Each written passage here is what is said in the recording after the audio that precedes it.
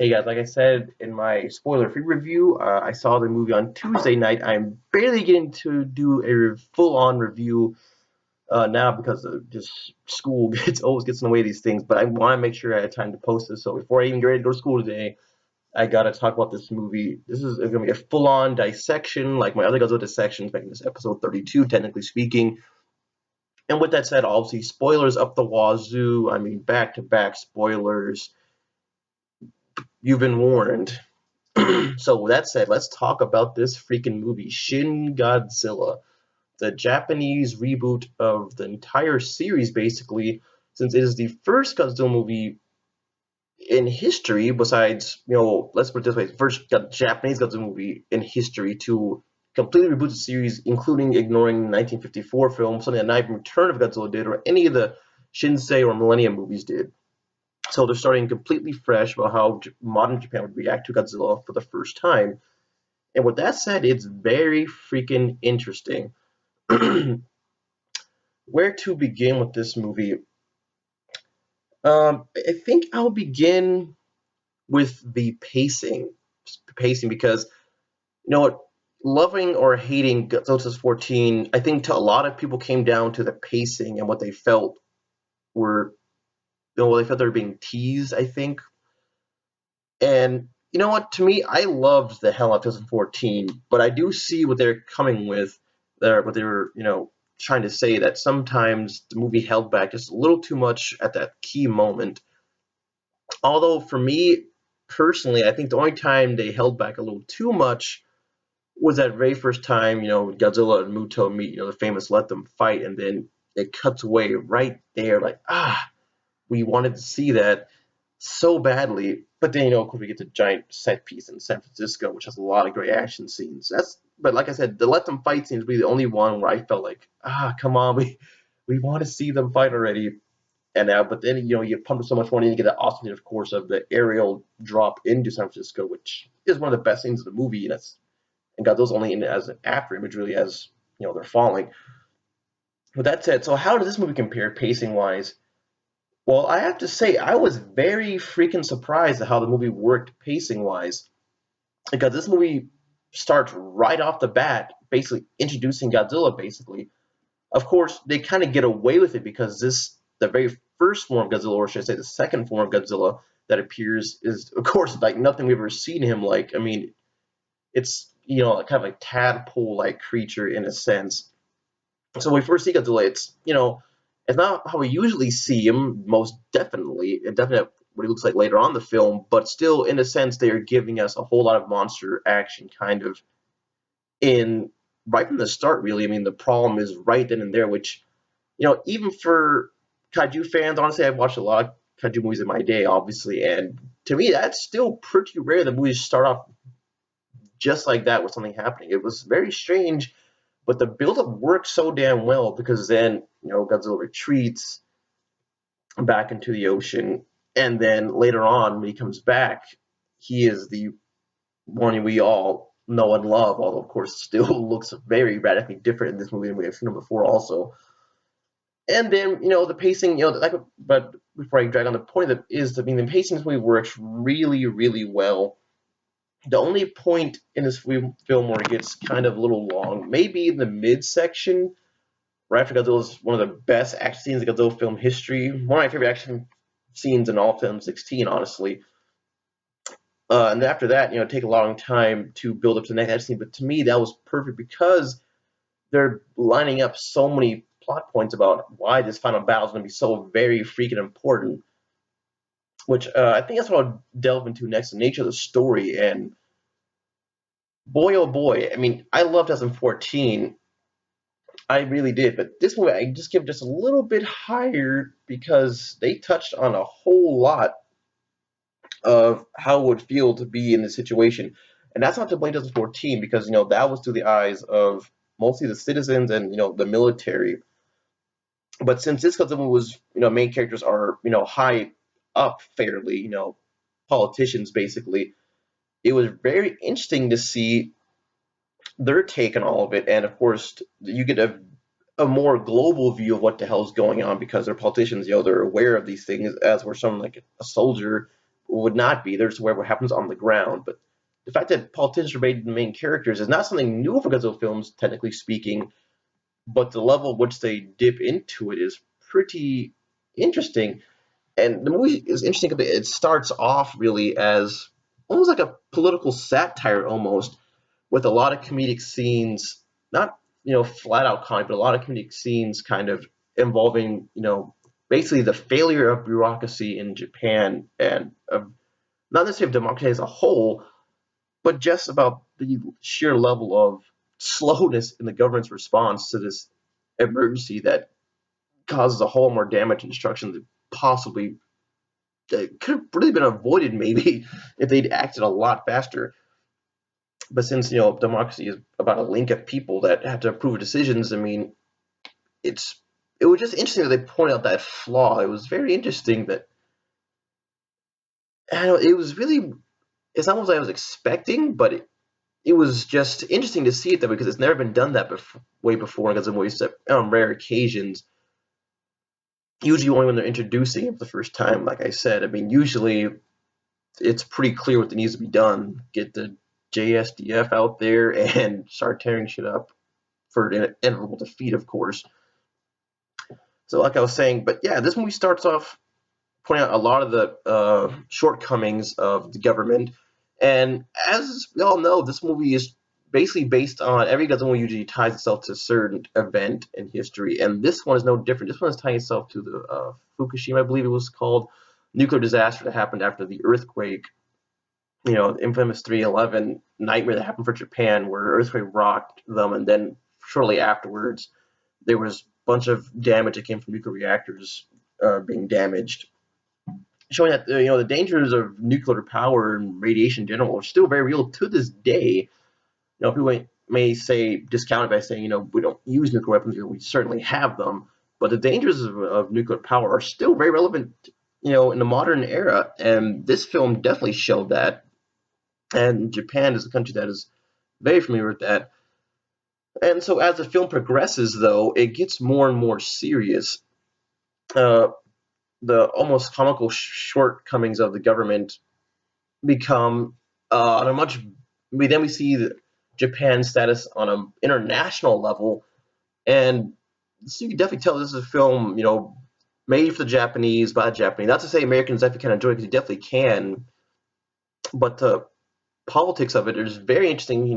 Reminding people that for a long time now, ever since World War II, Japan has basically been under the thumb of the U.S., and the film definitely makes that known uh, quite a few times in the movie, and that also slows down the way they can react and slims down their options very freaking much when it comes to dealing with Godzilla. And to me, that was another interesting aspect because, yeah, that is true. I mean, Japan is just barely starting to get out of that funk, although economically speaking, they're still in a bit of a a bit of a hard spot. But politics wise, yeah, they are also in a very strange place. Uh, and that really makes it very evident to me. That was such an interesting thing because only a few Godzilla films have bothered getting this political, although none have come quite this far. But a few did try, and it's always entertaining to see that because it intertwines with the whole thing with Godzilla. Godzilla's not an afterthought in this movie. Godzilla is basically, as he has always been when he's at his best, he's a metaphor for other things going on in the world.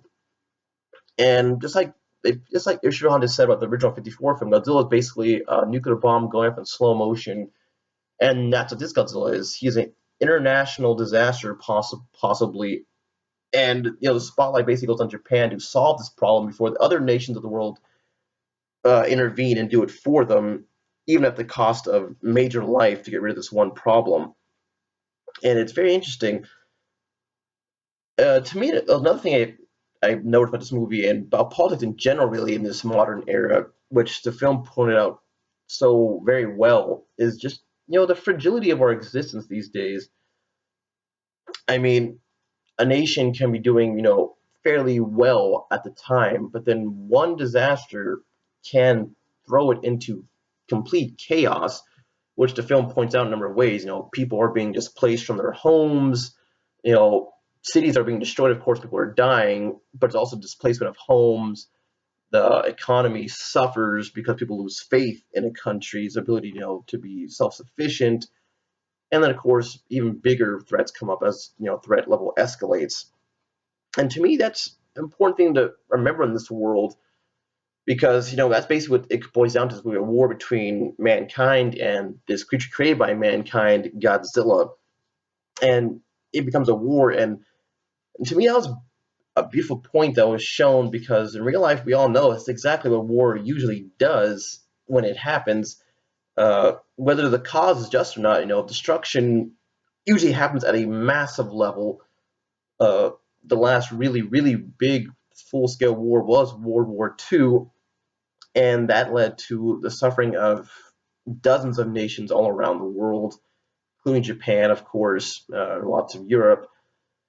I mean, the suffering Germany suffered so much in World War One. That's what led to World War Two, basically, because they were suffering for so long economically and rebuilding their city that they turned to a man they shouldn't have. And to me, that was put out beautifully in this movie that Godzilla's existence isn't just about destroying a simple city. I mean, he is a threat on a number of levels, and it was just they raised the bar really so high with this because I think this is one of the few times, of course. It's also, like I said, very rare in Godzilla movies that they actually talk about the whole international thing, internationally people getting involved because of a crisis. That's why I love movies like The Return of Godzilla. Talk about that. What are the other worlds thinking? I mean, other nations around the world thinking about this Godzilla problem. And I mean, this movie, I gotta give the credit to director Hideki Anno. I'm sorry if I'm saying that wrong. I'll just say Mr. Anno, a lot simpler. He had balls. I mean, like I said, spoilers, but yeah, movie perhaps reflecting some of what's going on today in the modern world. Some of the most aggressive nations in the world to deal with the Godzilla problem are China and Russia, as well as the U.S. That is very interesting they point that out because, what do we see in a modern era? China is getting there a bit, but Russia is definitely, of course, in the modern era showing a lot of aggression dealing with a conflict going on with ISIS in the modern world. And this movie just is a clear reflection of that. It's a clear reflection of so many things going on in the modern era. That's why people say the human scenes in Guns N' Roses are so boring, but to me this really pulled me in. There was so much going on. Yeah, it was just great. It was just great. A lot of the politics in there and the satire of government. And then, of course, but as a true Godzilla film, like they usually do, there's the optimism. It's not just a crushing feeling of darkness and how do we just, a world is so hopeless. No, they do offer a glimmer of hope. And just like in some of the best Godzilla movies, like, Ghidorah 3, Monster, Mothra versus Godzilla, some of the best way to solve the problem is simply by working together as a human race. And that's the thing I love about this movie also. A lot of the help in this movie comes from, someone who is not born from Japan. She is an American-born citizen, but, she does her best to, help out Japan in their time of crisis. And also, they also get help from the Europeans who finally solved the Godzilla problem. And to me, that was great. By working together as a unit, these people finally solved the crisis. And to me, that's another valid point today in this world that if things are ever going to get solved, it's going to take multinational coalitions, not just one country acting on its own unilaterally, which they use brilliantly in the movie. And also in a movie, earlier this year, Batman vs Superman, they mentioned, by acting unilaterally how dangerous it is to an extent, as we saw in this movie. Just taking charge of the situation, deciding the fate of a whole country is never the answer. And we're seeing a lot of that in today's modern world. And unfortunately, we may be seeing that a whole lot more unless we actually start working together to solve a lot of these problems going on. And unfortunately, it's not happening right now. I mean, I definitely watch the movie again. There's just so much to dig through and look at. It's just fantastic. It's probably one of the most interesting human angles of the story ever in a Godzilla movie. And I've only seen the movie one time so far. I definitely plan to see it at least 3 or 4 more times before it's finally done showing in American theater. So forgive me, I don't really remember a lot of the human character names after seeing one time. But of course, I'm familiar with yet another theme of the movie that was brilliantly portrayed was that, and I've been saying a lot too, plays in politics. I really firmly believe this. That I think the new blood of a new era will come from the new generation taking, political positions and letting them fight for change. I think is would be the best thing in the world. As the movie showed brilliantly because that was, like I said, some of that early satire of the movie, and not just politicians, but also things like biologists and stuff. All these guys who have been in their position for so long are so set up in the status quo of how things usually work. Not only are they slow moving to handle the situation as it escalates and escalates and escalates, they are also hesitant to take action because they fear of the backlash, how it looks against them. In this time of crisis, they fear looking stupid in front of the people instead of not caring about making a mistake. They don't want to be accountable. There was a funny scene in the movie, which is funny, but it had a point to it. It was so brilliant to me. Where one of the biologists, they're barely figuring out if Godzilla is, an actual living creature instead of just some kind of volcanic eruption happening in Tokyo Bay. And there's one biologist, a senior biologist, who says he refuses to give an opinion. I believe because something along the lines of that he does not want to be discredited if he is wrong, so he'd rather not give an opinion at all.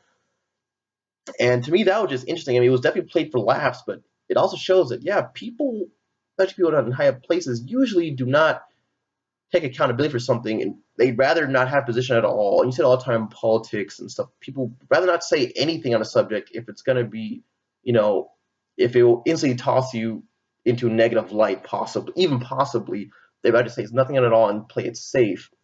And there was a whole lot of that in the first part of the movie where that you just don't want to do anything because, uh, the spotlight will be on them, and then the public opinion could be swayed, in a very bad way for them, even if the decision, them acting on it might help people, might help you. That's the thing, you never know.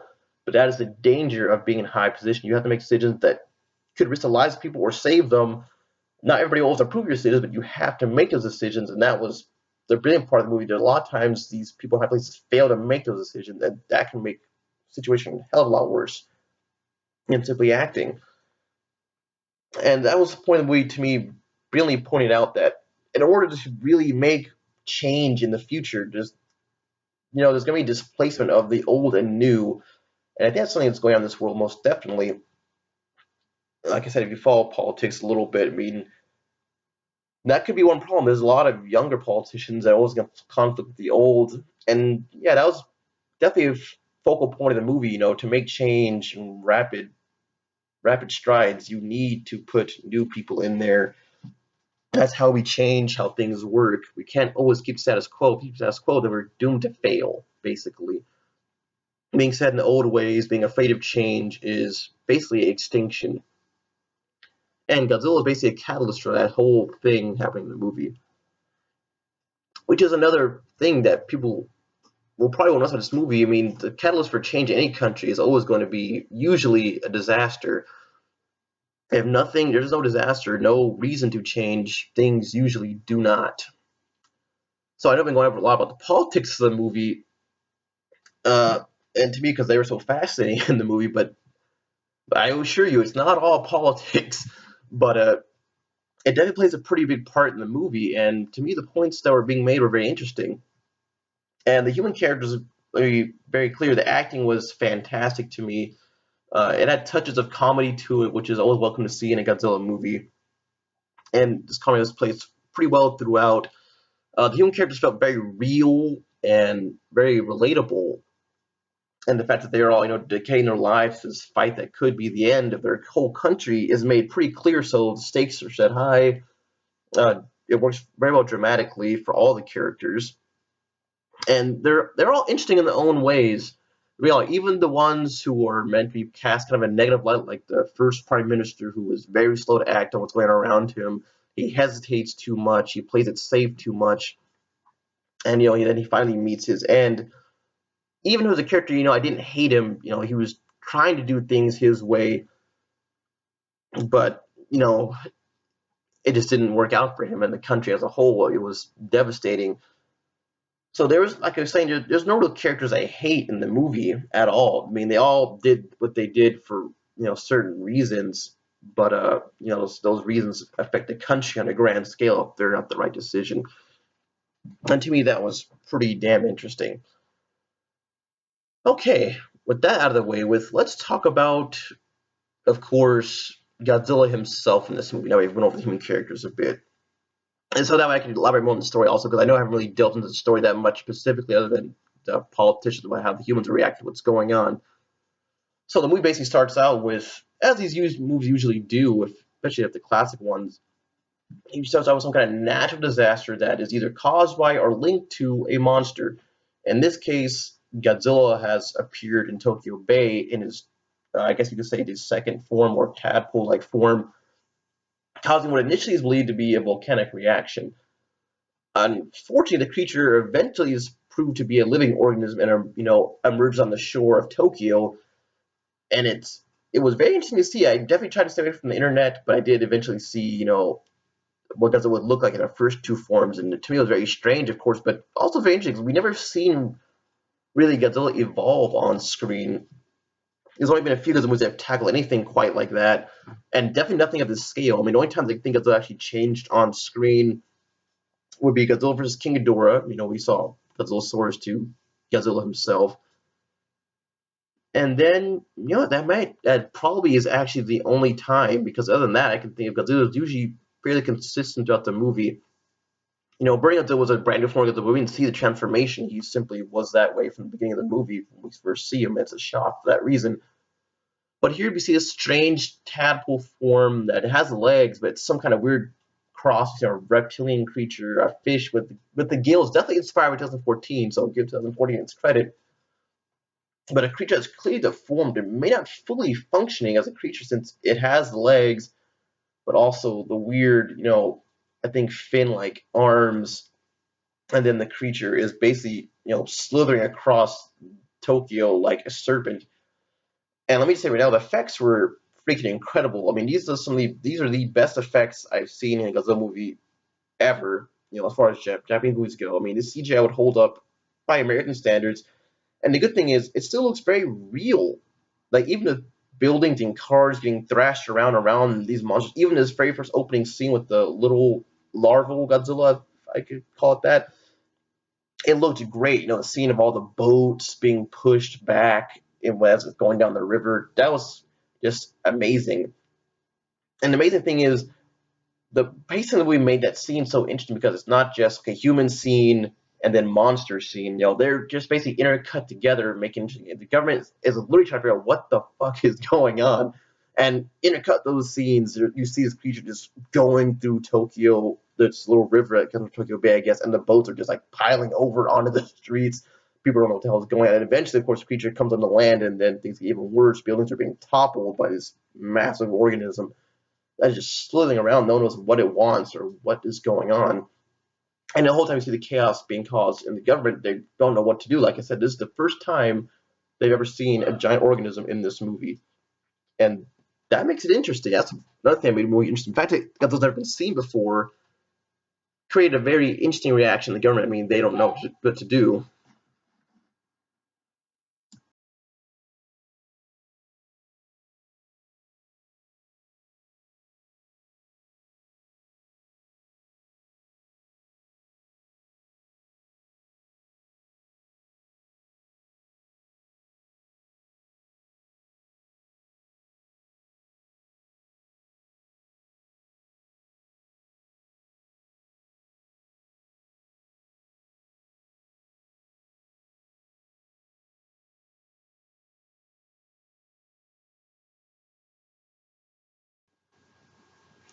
Sorry about that, guys. I had to get some water. I was talking so much, I had a very dry throat.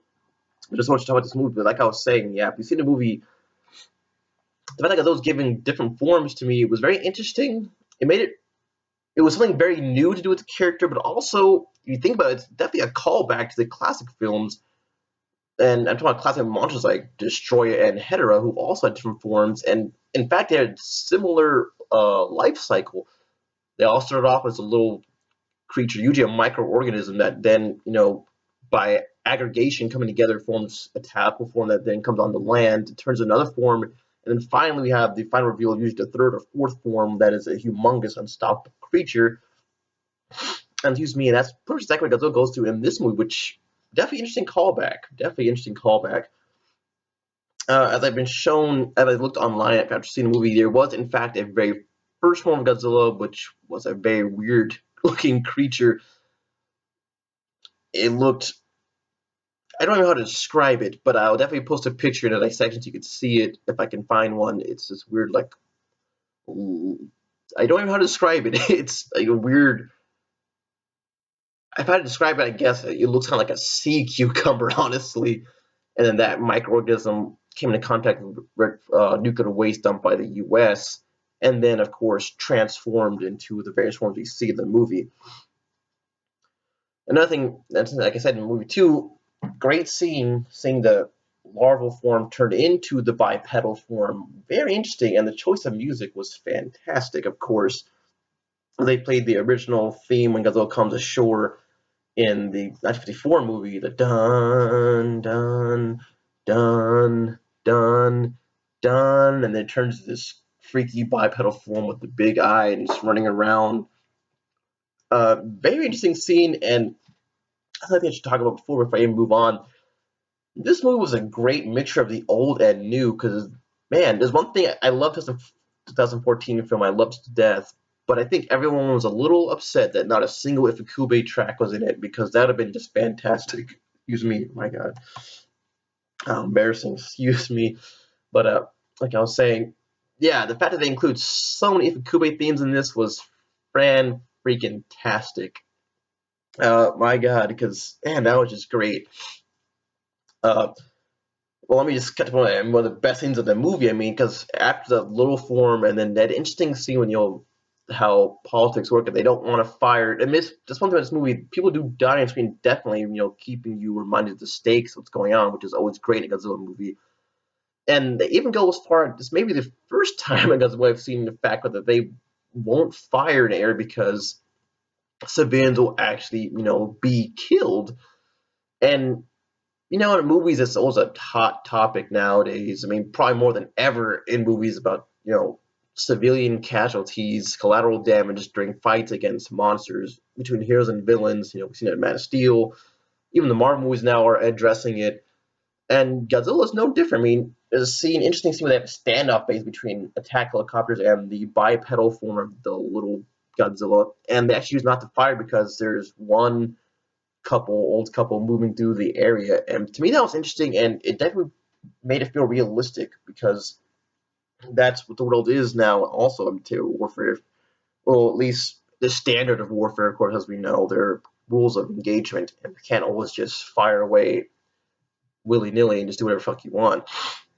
And that was addressed in this movie very well. Of course, later on, when Godzilla comes back as the much bigger force, they don't have a choice. They have to unload on this guy. And the only thing they can do is try to back the city as best as possible.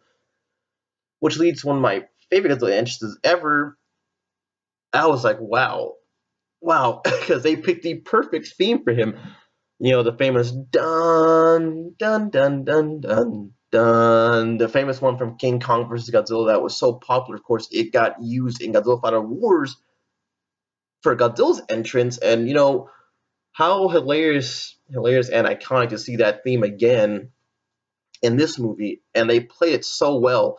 They don't even show the standard of the water rising up and Godzilla just appearing like holy crap, there he is. They just literally just cut to he's landed, and then you just see Godzilla, and wow. And like I said, the CGI was so stunning. It looks so damn real. You see people running around him. It's amazing. Like this Godzilla looks menacing as hell. I'll get to design in a moment, but that scene alone, just like I had the biggest smile on my face, and I was just in awe because they did it so well. The effects, the way he moved, it was great. People say he was stiff, but I think he looked really great. And the thing about it is, it reminded me a lot of the 1954 film and the even Mothra versus Godzilla. It reminded me a lot of that, where he has that classic kind of predator-like pose, and he's just walking. Nothing can stop this guy. He's like they say in the movie, a god incarnate. And I even love that scene. The attention to detail in this movie is also fantastic too. There's a great scene, something so small, but it's the fact that they focused on him was amazing. As Godzilla's walking by a building, he's so big. Even at a distance, you see the shingles on top of the roof just shaking and coming loose. It's just fantastic. The epic scale of this Godzilla, who, as I read, is the biggest Godzilla ever. I think he's almost 400 feet tall, which is incredible. And another thing I should point out in this movie, I had to call back to old and new. Not only did they include Ifukube music, they also include so many sound effects from the old movies that, and it fit really well. I thought it'd be really distracting because every time I watched a trailer, they had those classic roars. I always assumed that maybe they were going to just use that as a placeholder roar and then come up with some new fantastic roar for the movie. Because every era of Godzilla usually has new roars made for those films. Even if they use classic roars in the beginning, kind of like the Heisei series did for a while, but then they really just made up a whole lot. They made up a new roar for almost every single movie they made. And Shin Lame series did the same thing, a plethora of new roars. A lot of them really fantastic, iconic roars now. But this Godzilla movie, it worked very well, and by basically only using classic roars from the Showa era, and to me that worked really well, actually. I was surprised how well it worked. Another thing I noticed, Mr. Anno's techniques, a lot of silence helps a lot of build up. Because one thing with this movie, Godzilla actually doesn't roar all that much, really. I mean, I got to see some of the highlights of Legendary because it was hearing that guy roar. I mean, man, it blew you away. And here they use a different approach. I mean, you don't really hear Godzilla roar too much or make too many sound effects. The only time you really hear him make a sound effect really is when he's agitated or pissed off. But that adds great shock to it. Like out of nowhere, this quiet creature that just moves silently like a giant natural disaster all of a sudden lets out this frightening roar. Like, oh, holy shit, he's pissed. And then shit proceeds to ensue. That was great. And then, like I said, they use a lot of classic sound effects too. For a lot of the military scenes, they use the classic Ifukube marches. They use classic explosion sound effects. And to me, those are great. It made the movie feel like, it felt like something brand new to watch, which it definitely was. Those classic sound effects made me think of, movies like Rodan and War of the Gargantuans, and of course the Godzilla movies themselves. But this movie definitely had respect to what started this whole franchise. So to see those sound effects in there and those nods to those was just fantastic. And a different one on that later because it plays a big part in the final action scene, which is definitely worthy of note. Like I was saying, yeah, the Godzilla design itself, fan-freaking-tastic. I know it was getting a lot of... excuse me, get some water. I thought it was going to dry again. I know it was getting a lot of... It was like, kind of 50-50, like it always is with every Godzilla design, really. Always 50-50.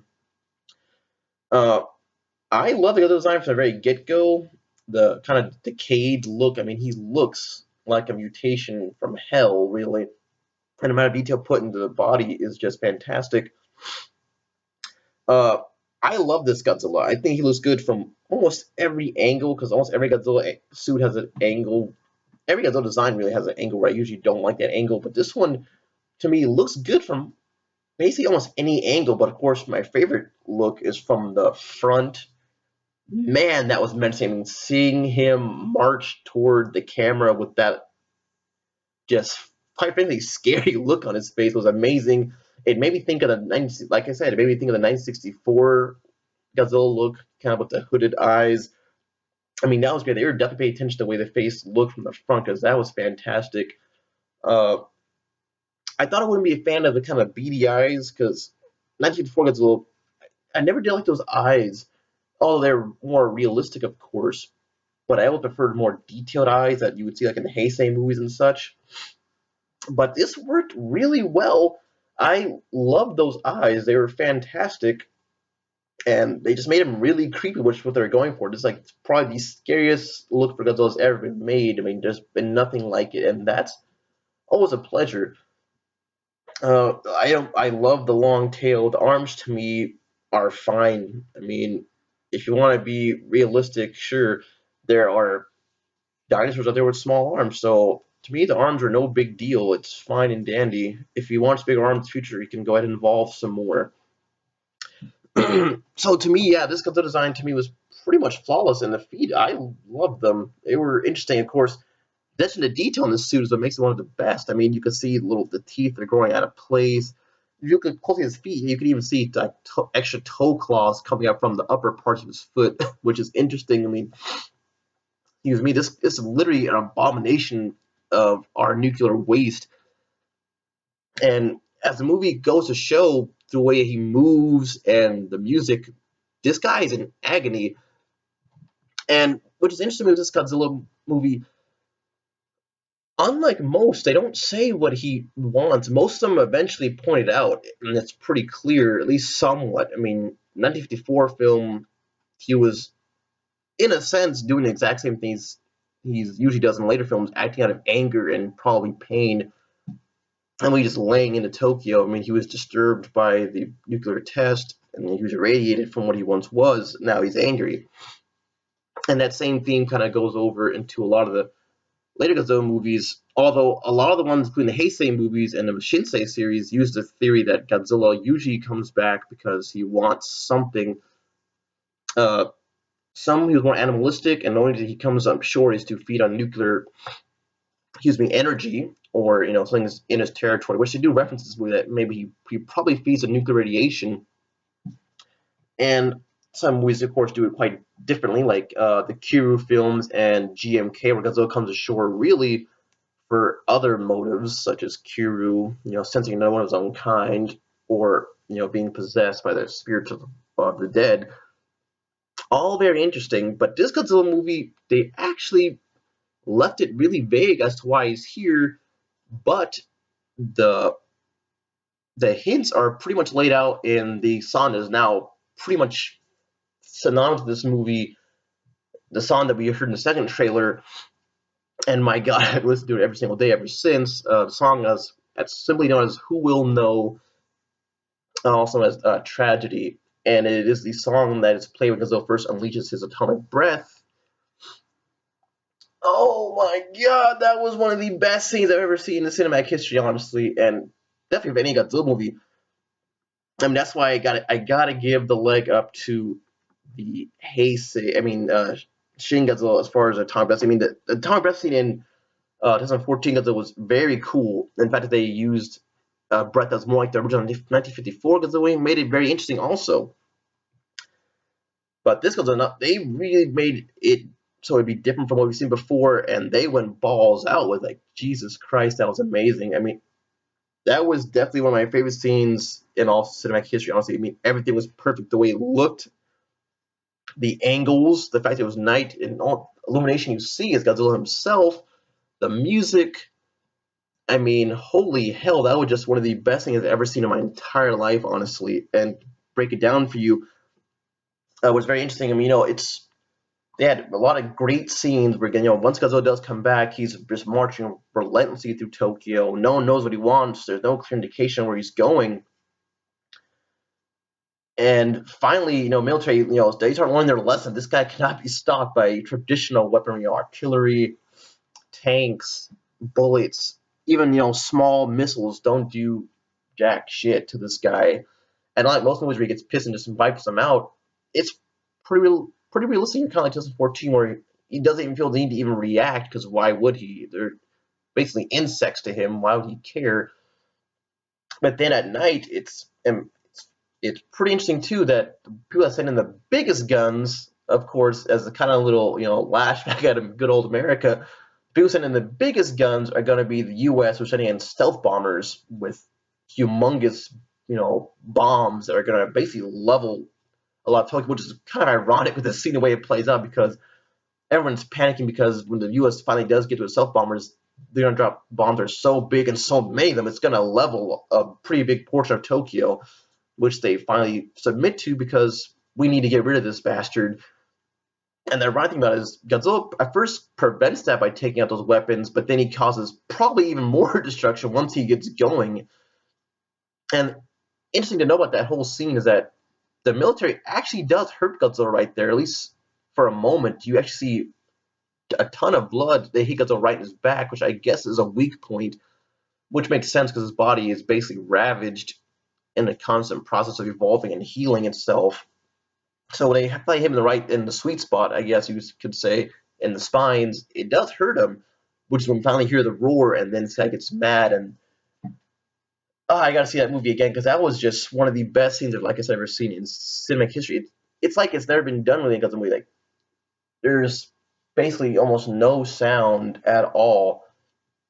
I think it's maybe one of the few Godzilla movies where they. I don't think it was, I need to watch it again because I saw, like I said, I saw it Tuesday and that's now Fridays, but it's still fresh in mind in a lot of ways. But I can't remember. I don't think there was an actual charging sound for Godzilla's spines getting ready to fire the ray, or maybe it was just done for dramatic effect because at that point all sound stops, no music, no sound effects. You just see the glow of Godzilla's spines, and it's so interesting. And then you see the mouth split apart, and this energy, this purple violet energy, is charging all through his body, really. And very interesting, yeah, the way the mouth splits apart, kind of like a snake's, to get the maximum effect of the ray.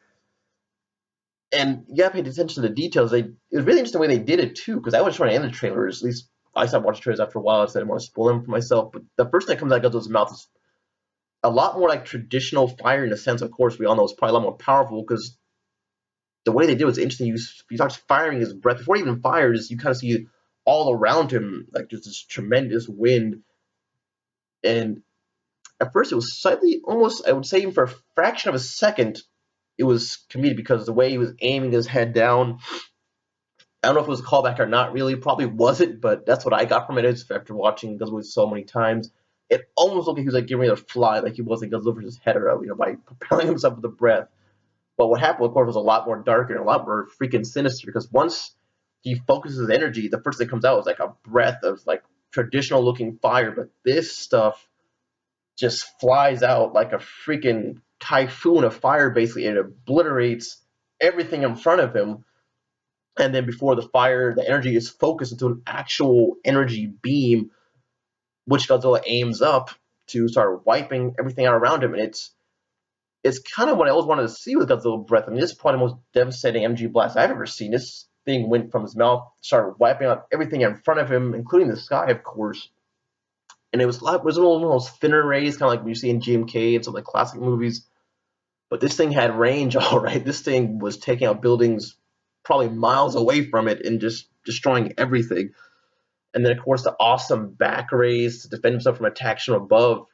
I mean, this Godzilla, like I said, movie that keep pointing out so much, he's constantly evolving to the threats around him, and he's ever changing, which made it interesting. He's, like I said, he's the ultimate organism. And yeah, that scene just plays beautifully, and that's the point I was trying to get to. Then they play the song "Who Will Know," and at first I didn't listen to the lyrics because I just assumed they were in Latin, like these usually things usually are. But then when you listen online, you read the lyrics, they're in English. They're actually singing in English, and it's probably the first time ever that music has directly, influenced, give us a picture of what's going on in Godzilla's head. Usually, you will know in a movie what to feel, what he's feeling in general, because it would be sad music, or usually just the Titanic themes that are going on from Ifukube or whichever who's composing it, and give him a grand presence. But here they're going for something different. The song is dark, chilling, and you listen to the lyrics. Basically, Godzilla feels alone in the world and doesn't know his place in the world, and is then being attacked by the darkness, which is humanity. And he defends himself. I mean, that's, like I said, Godzilla is destructive just from how big he is already. But once he gets, provoked, this guy is a lot worse than anything humanity could conjure up, really. And that song was just one of the perfect things they could have put alongside that scene. It really was. It made that whole scene just complete every way. The destruction, the flow of the music, the incredible shots of Godzilla before and after he starts, basically raining hell down on everybody are just amazing.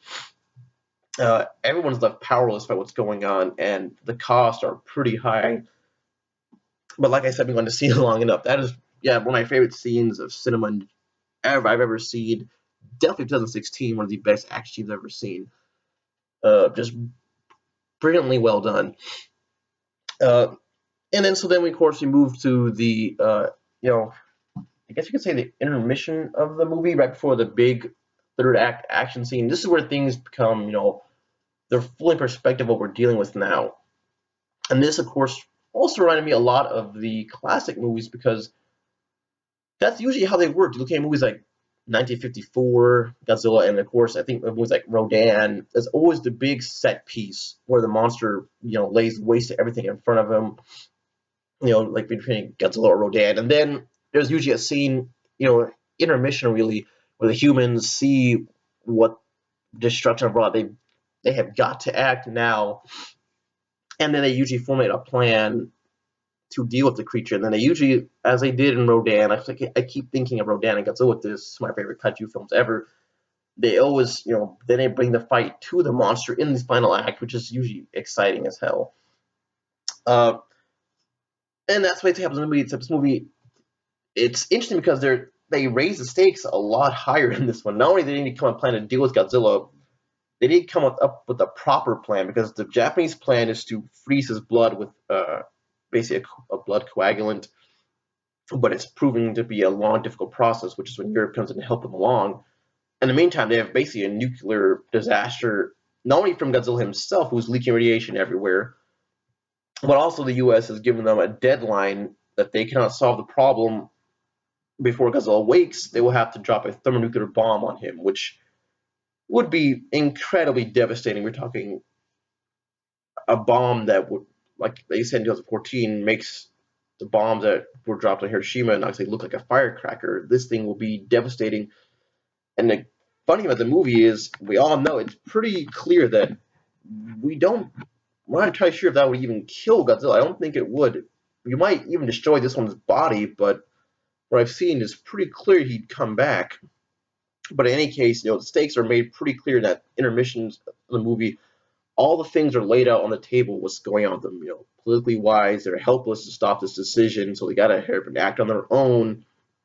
They have to act independently. They cannot wait for another nation's consent anymore. They have to solve this problem now. And that, to me, is a very interesting part of the movie. It's probably the longest segment of human characters, but I enjoyed it because it set the stakes so high, and it tells us what's going on in all their minds, and we see some of the characters finally understanding the depth of what's going on. And that's we see, like I said, the American character, the Japanese American, I should say, but she was born in America. But the point is, she finally realizes that this can't be, because she comes in with this very, kind of arrogant attitude. She's a politician grooming herself to be this big political figure in the coming years, but she lays it all on the line for a country she only knows as the country of her ancestors. And she points out, but it's worth putting everything of hers, at risk to help them, because between two evils, it's best to go with the final fight against Godzilla on the ground than just flat out just erasing everything in the area. I mean, morale-wise, that just would not be great for, as they say in the movie, to our third bomb to be dropped on Japan. It just wouldn't. So after we get all that settled, we finally move into the final set piece. And I was surprised at the tone of how it was done, but man, that made me feel so nostalgic. It was really done just like the old movies, and I literally mean that. I mean, the Godzilla is sleeping basically after he drained himself of energy, and they attack him with the military, and it is done just in the way those old movies were. The monster sleeping in his area, Godzilla was sleeping in the ocean, Rodan was sleeping at Mount Aso, and this Godzilla happened to be sleeping in the middle of all the destruction he wrought. And the military had no choice but to wake the tiger, basically, and then go head to head with him. And it was very interesting done. It's one of the first times you see the humans actually, be able to fight Godzilla on at least somewhat even terms. They have a plan. The train bombs, I thought, were excellent. And the fact that they're playing Ifukube March theme really brought it on home. And another thing that was done, just like the classic films, I noticed that has not been done in probably forever, that the final action scene was during daylight. That's something, not let alone seeing monster cinema. That's something rarely seen in cinema at all these days. And the final set piece is usually always at night, maybe even raining at night if you want to go all out. But the fact that this film's finale was set in daylight was really interesting to me, and really brought up effects wise, because usually daylight, you could make it a little more dramatic. You could hide certain things by making it at nighttime. This movie, when balls out, the effects held up very well. The pacing was great. The scenes were great, action-wise, very exciting. And I mean, trying to think, when's the last time Godzilla movie ended in daylight? It happens, but very, very rarely. The only ones I could think of that did it, at least in the after the show era, because the show era was when it was done a lot. They almost always ended in daylight, almost always. But the trend started to die off as movies went on and on and on. Especially in Millennium and Heisei era, the fights almost ended at night. The only time it didn't would be Godzilla vs. King Ghidorah, and then Millennium series. I think the only time it ended in daylight was Godzilla vs. Megaguirus.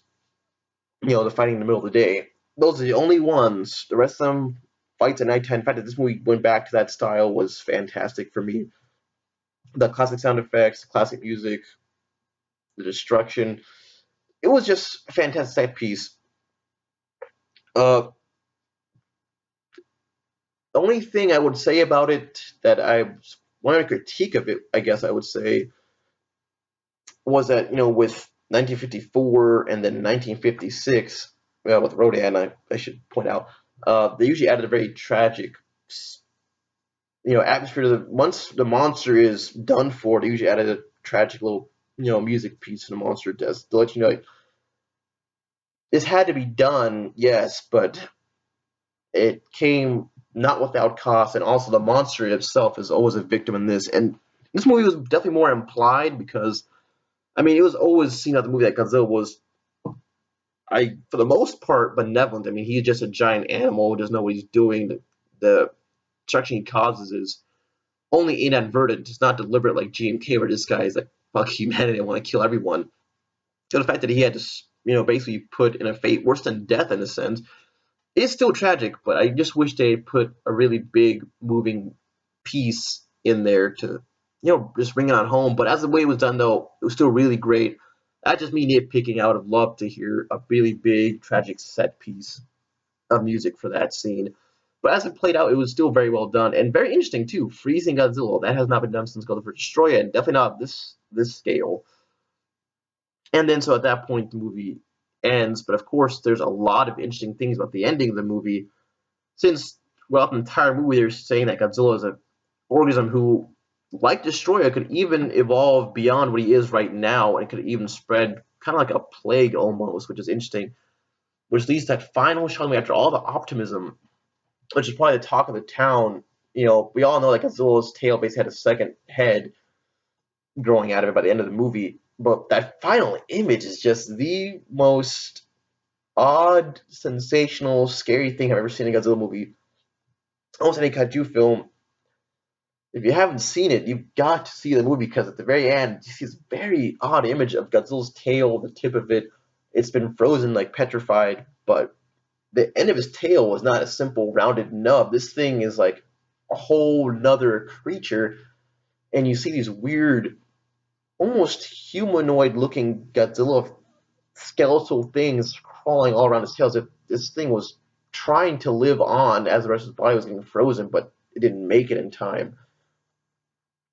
I mean, the movie ended in such a way that, once again, I call back 1994 film, there might be another Godzilla out there. Well, the threat is still basically right here, and the movie was really put. The movie ends as basically an averted disaster, but the fight is nowhere near over. Godzilla was not killed, like I said, he was merely frozen. And also, it's a looming time bomb over everyone's head because, like they said, the minute Godzilla, if he ever moves again, the U.S. will reinstate its force to, its decree to drop a nuclear bomb on Godzilla. If there's a residential area, he has to die. So the movie really ends on almost kind of a, it's optimistic, but it's also kind of a downer because, this can only last so long and everybody really knows it. And that ending shot tells us that, if when Godzilla comes back, well, not if, he's going to come back, we just don't know when, how long it'll take for him to evolve past this weakness. When he does, all kinds of hell is going to ensue, and it's going to be interesting as shit to find out what those creatures are. However, that brings it up right now. So will there be a sequel? First off, I think there should be a sequel, most definitely. Definitely. However, at the same time, I think since they focus so much on realism, it makes you wonder if they can do a sequel to this because it would be very interesting if they could think of a story that could top this one. It really would. But for me, it would take a really good writer, honestly, to evolved the story naturally because, like I said, the stakes were set. It ends on basically a cliffhanger because, like I said, Godzilla's already mutating some kind of more devastating thing than he already was, and he was already a nightmare for people to deal with. And the U.S. is looming with a nuclear threat if Godzilla comes back. So if Godzilla ever does come back, it's going to be a double whammy of, like, once again, uh, external threats and internal threats. Godzilla himself and threat of other nations acting on Godzilla's existence. So, I mean, hell, the only way you can make a sequel to this is either, the U.S. is going to take back its decision, or maybe if they get really interesting, the U.S. will act anyways, and who knows what happens from there. It's very interesting. I don't know. It's one of those things where if you act on it, you're going to have to go balls out. Like, it's going to have to go even farther than this film did, and who knows? I think it'd be a hell of a story. Or maybe they'll just go out on a high note and say, we cannot trump what was done here with the ending. And I know some people, have different with the movie, but overall, I really liked it. And I don't want to make it sound like it's like the best film ever made, and it's going to be unstoppable in the future. That's what I'm trying to say. I'm trying to say the stakes are set in a certain way that unless the story goes really balls out with these international conflicts stuff and Godzilla's form, it's going to be if you drop the ball, one of those things in the sequel to this movie, it won't hit anywhere near as hard as this one did. That's what I'm trying to say. If the next movie you suddenly just say, well, if you just like some movies do that, sequels they ignore things set up in the previous movies for whatever reason because lazy writing or they simply just want to avoid certain things that are happening in the first movie. I mean, and it happens with every franchise. I mean, for example, the original Showa series, when Godzilla finally did keep progressing film after film, we all know his personality changed. The big things like Godzilla being a radioactive menace who left behind radiation everywhere he went was basically forgotten. And every series suffers from that from time to time if they're just not done correctly. The stakes will have to raise, and stakes of the last movie cannot be forgotten. Otherwise, it detracts from the whole thing. Which is why I also feel like movies like, certain movies are always trying to find a way to integrate what happened in the past and keep it, set up with their current films. You can't just ignore it. Which is why I thought, aside from movies like BVS, I thought was really well done. I mean, they're taking what happened in Man of Steel and expanding upon it. And like I said, with Shin Godzilla, they would have to do a monumental task deciding how that would play out. Because, like I said, it just story-wise, politically-wise, that just is an interesting kind of death trap they're in. But yeah, what a way to end what a way to end the Godzilla movie. I mean, that is to me one of the most solid Godzilla movie endings out there, most definitely. And for many a reason, that final shot of the weird Godzilla humanoid things coming out of his tail, the looming threat of nuclear death that can come any minute. Of course, just the final shot also of Godzilla frozen in the middle of the city is interesting. Saying the classic line, they're going to have to learn to live with Godzilla. It's very interesting. And if there's a sequel, of course, it always brings up the idea that, of course, they'll eventually bring another monster. And there's been all kinds of fan art of what the other monsters in this series would look like if they looked like Shin Godzilla between Rodan and King Ghidorah. So, yes, I am very open to Shin Godzilla. In fact, I think it's the best way to go would be making a sequel. I mean, no one really, like I said, people will love and hate the Millennium series, but I think the series will only be more successful only if they keep it as a kind of like a Heisei Showa series, a timeline of connected films. I don't think anyone really wants to see another Millennium style thing where the films have nothing to do with each other. That's definitely not the way Legendary is going with their movie. So I think it'd be only natural they do the same thing here. I think they should connect. They should be, an evolving storyline. I think eventually, yes, he should bring in other monsters, but the fact that they could do another solo Godzilla movie this well in the modern era to me is just an astounding thing. And that's not a knock at 2014 because monster fights are always great too. Who doesn't love the thrill of seeing monsters fight each other? But the fact that I got to give them props. The fact that they can make a movie just by Godzilla himself and do it so well and touch on so many things just is a breath of fresh air. Excuse me, really. I mean, if you don't know by now, obviously this movie has a complete 10 out of 10 for me, A plus. They did so much right, and any complaint I have is minuscule and just me nitpicking, and it doesn't detract from the experience at all. It's definitely something to see on a big screen when you can. Like I said, even for me, this is my first ever watching of a Japanese Godzilla movie on the big screen with inglorious subtitles. Acting was great, special effects fantastic, story driven most definitely, and just one of the best cinema experience of 2016 so far. I cannot wait to see it again. I can't wait to buy the Blu-ray for sure. And like I said, as far as he goes, it's all up in the air. I definitely would have loved Mr. Ano's directing. It was great. The film score, I'm not familiar with the composer just yet, but film score was fantastic. Both the new stuff and the Ifukube themes were freaking great. This is one of the best of the movies. I might have to reconfigure my top 10, honestly. I need to look at it again, but yeah, this was definitely up there for me. And not just as a Godzilla movie, but I think it was a fantastic movie in general. I really wish it had gotten a big theatrical release, kind of like Godzilla 2000 did and 2014 did, obviously. But I'm pretty sure it's going to do great business. It already did great business in Japan, like one of the best Godzilla movies of all time over there financially. And I'm glad it's going to be see international release. And like I said, man, it's great to live in this era. We've been looking forward to this movie for 2 freaking years, and I'm glad to say that I was not disappointed by what I saw on screen. It was fantastic. Toho really nailed it, and I gotta give them props. They upped the ante so much. Like I said, there's a lot of problems with some of the Millennium films that they use death in their movies, but only up to a certain extent, and they definitely ignored the political realistic aspects of what happened with these monsters attacking all the freaking time. The only movie that really tackled the issues of how much destruction really wrought by these monsters was probably GMK as far as lame movies go. The others are more, just fun sci-fi features. Not to say they were good or bad. I dissect those movies all already, and how I feel about those ones. But they definitely were missing the realistic edge that this one has, other than ones like kind of like GMK. But I've been gushing on this movie for quite some time. But yeah, guys, if you have anything that I missed you want to talk about in the comments, let me know. I'd love to talk about it because this is a Godzilla movie where there's a whole lot to talk about when it's all said and done. There's a million things to talk about with the Godzilla himself, the topics brought up by the human characters in the movie, the way it looks, with the sound effects that he chose. There's so much to talk about this movie, and it's just really great. It's one of the best things I've ever seen. And hell, this may be my longest section yet. Most definitely, I can definitely tell. But just fantastic movie, guys. Definitely go see it. That's all from Josh today. Let's talk about this movie, guys. I'm pumped. I'm gonna see it again, 3, 4 more times if I can.